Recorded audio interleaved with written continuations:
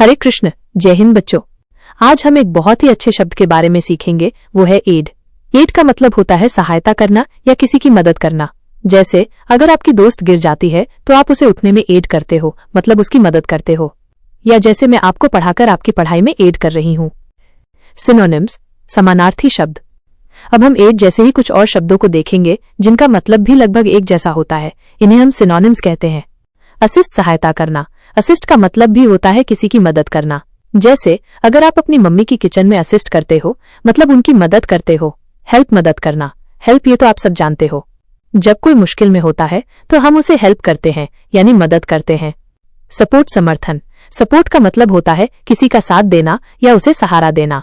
जैसे आपके mummy papa हमेशा आपको सपोर्ट करते हैं ताकि आप अच्छा काम कर सको। बैक, सहयोग देना। बैक करने का मतलब भी होता है किसी को सहयोग देना या उसके साथ खड़ा होना। जैसे टीम के सभी खिलाड़ी एक दूसरे को बैक करते हैं ताकि वो मैच जीत सके। इनकरेज, उत्साहित करना। इनकरेज का मतलब होता है किसी को जोश दिलाना या उसका हौसला बढ़ाना ताकि वो कुछ अच्छा कर सके। जैसे जब आप अच्छा गाते हो तो आपकी टीचर आपको इनकरेज करती है। कोऑपरेट, सहयोग करना। कोऑपरेट का मतलब होता है मिलजुल कर काम करना।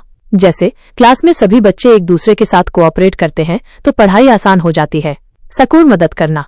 सकुर का मतलब भी होता है किसी की मदद करना, खासकर तब जब कोई मुश्किल में हो या उसे किसी चीज की बहुत जरूरत हो। एंटोनिम्स, विलोम शब्द। अब हम ऐसे शब्दों को समझेंगे जिनका मतलब एड के एकदम उल्टा होता है। इन्हें हम एंटोनिम्स कहते हैं। ओपोज, विरोध करना। ओपोज का मतलब होता है किसी के खिलाफ होना या उसकी बात से सहमत न होना। जैसे अगर कोई गलत काम कर रहा है तो आप उसे ओपोज करोगे। हिंदर, बाधा डालना। हिंदर का मतलब होता है किसी काम में रुकावट डालना या उसे मुश्किल बनाना। जैसे तेज हवा दौड़ने में हिंदर कर सकती है। ऑब्स्ट्रक्ट, रोकना। ऑब्स्ट्रक्ट का मतलब भी होता है किसी चीज को रोकना या उसके रास्ते में आना।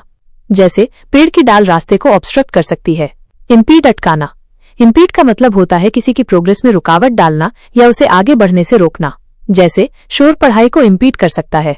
थ्वॉट, विफल करना। थ्वॉट का मतलब होता है किसी की कोशिश को नाकाम करना या उसे सफल न होने देना। फ्रस्ट्रेट, हतोत्साहित करना।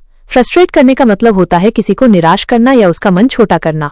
जैसे अगर कोई काम बार बार बिगड़ जाए तो वो आपको फ्रस्ट्रेट कर सकता है। एफ्लिक्ट, पीड़ा देना। एफ्लिक्ट का मतलब होता है किसी को दुख देना या उसे तकलीफ पहुंचाना। जैसे बीमारी शरीर को एफ्लिक्ट कर सकती है। हैम्पर, बाधित करना। हैम्पर का मतलब होता है किसी काम में अड़चन डालना या उसे धीमा कर देना। जैसे भारी बारिश खेल को हैम्पर कर सकती है। तो बच्चों, मुझे उम्मीद है कि आपको एड, उसके सिनोनिम्स और एंटोनिम्स अच्छे से समझ में आ गए होंगे। हरे कृष्ण, जय हिंद।